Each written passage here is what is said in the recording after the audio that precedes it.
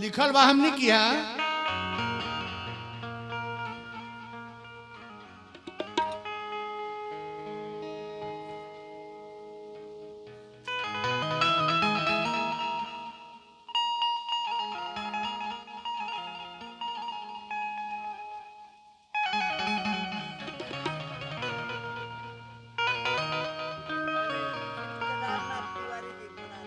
हमरा केदारनाथ तिवारी जी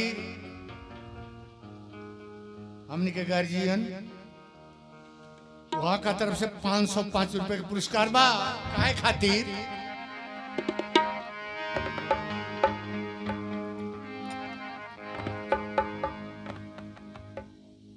हमने का धर्मशास्त्र में लिखल बा कि आदमी जब जैसे जाला तो पितृलोक में ओकर वास हो पितृलोक पितृ शब्द ही के अर्थ होला पितृ जीवित यही से बियाह में मेहरारू पितर लोग के न्योता दिली से सुन ले बने पितर नेवत होला होला हो परंपरा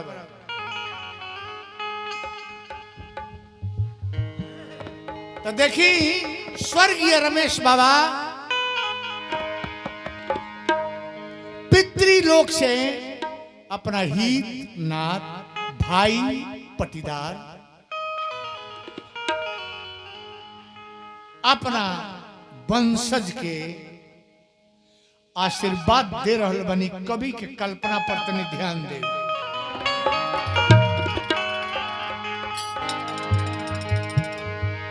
कहतनी अपना लइका लोग से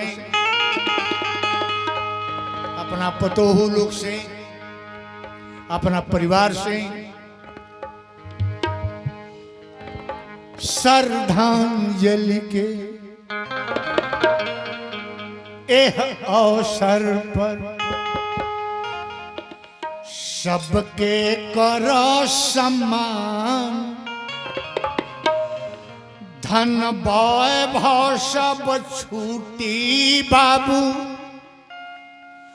प्रेम से करी हो दान दान ही अमर कहाला सभे सबसे छूटिया दान ही अमर कहाला सभे सबसे छूटिया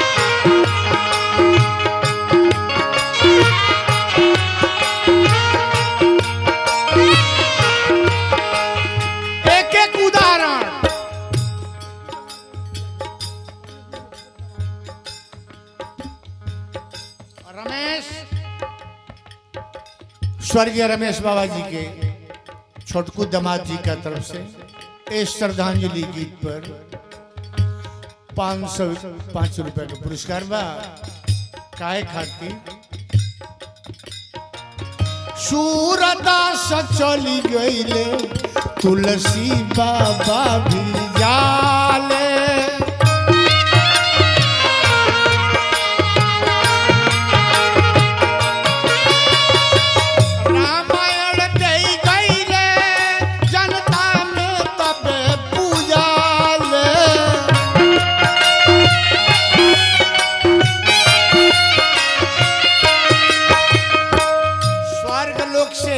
रमेश बाबा कहतनी संदेश देतनी केहू के मत दुखलाई हो तू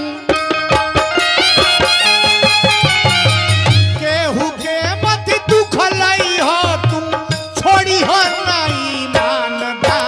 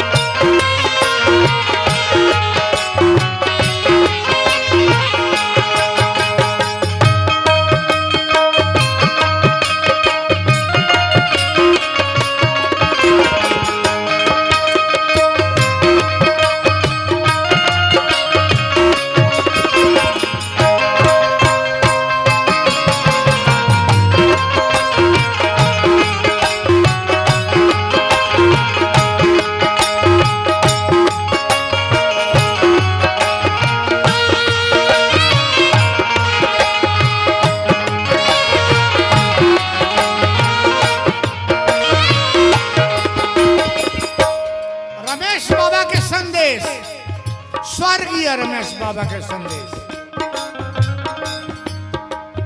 एह दुनिया के लोगवा जहाँ पानी सब कोई आई,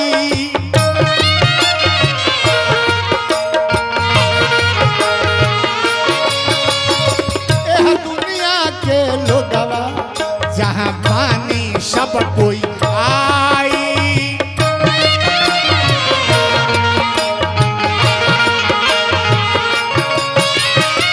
जैसन करनी होई उहे फलवा लोग पाई।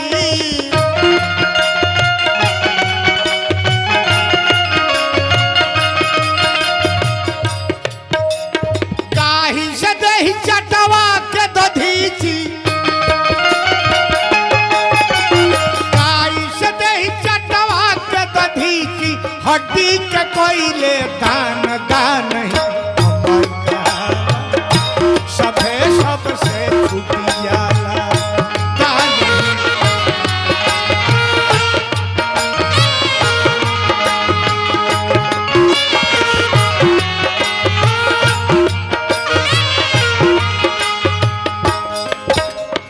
ए भैया कभी कहता गरुड़ पुराण के पढ़ब सब बतिया समझ में आई।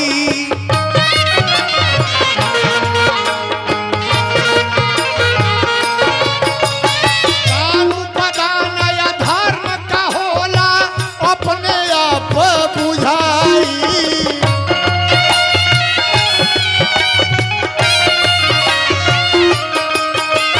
संस्कार जे मन से करे,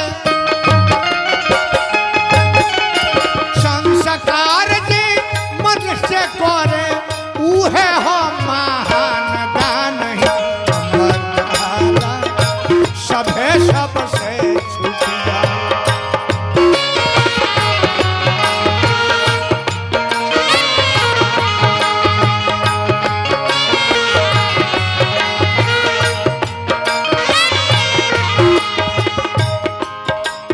दशरथ के तू देखो जौन भरत लाल जी कैले।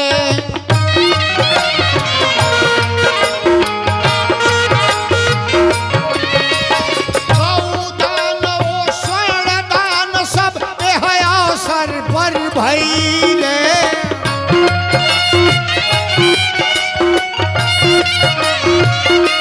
इहे कर्म है इहे धर्म है, इहे कर्म है इहे धर्म है। अंगना उगी चान दान ही अमर कहाया सभे सबसे छुटिया।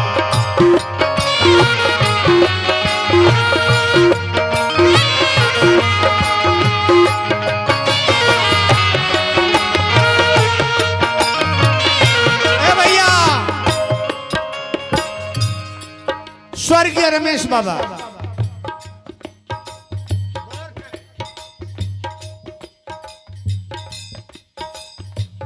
हमरा सोनू बाबू एडवोकेट पटना हाई कोर्ट की तरफ से पुनः 1100 रुपये के दान ई पुरस्कार चौथा बेर है उनका तरफ से। भाई गौर करे स्वर्ग लोक से माने जौन पितृ लोग ओकर अंग है। स्वर्गीय रमेश बाबा संदेश देता नहीं अपना सब लोग के 82 स्वर्गे से परिवार सदाई बढ़ो।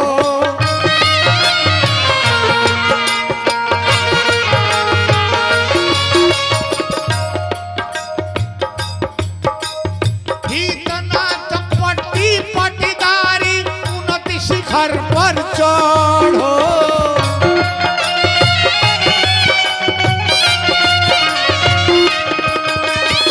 दुनिया का समाज में तोहरो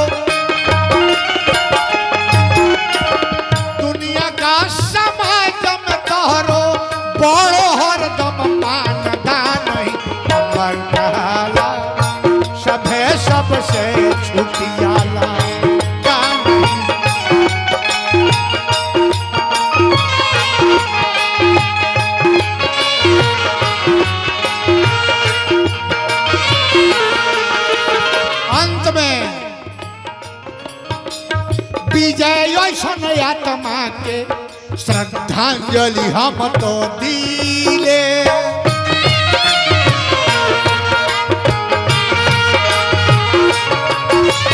स्वर्ग से ऐसन पितृ के आशीष तो हम लीले।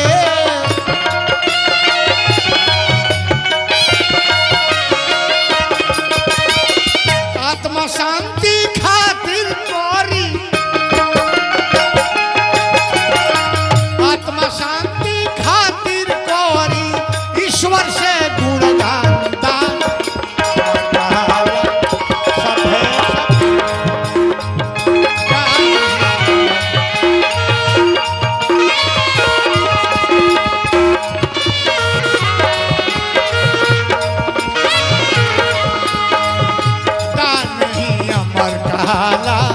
सबे सबसे छूटी जाला।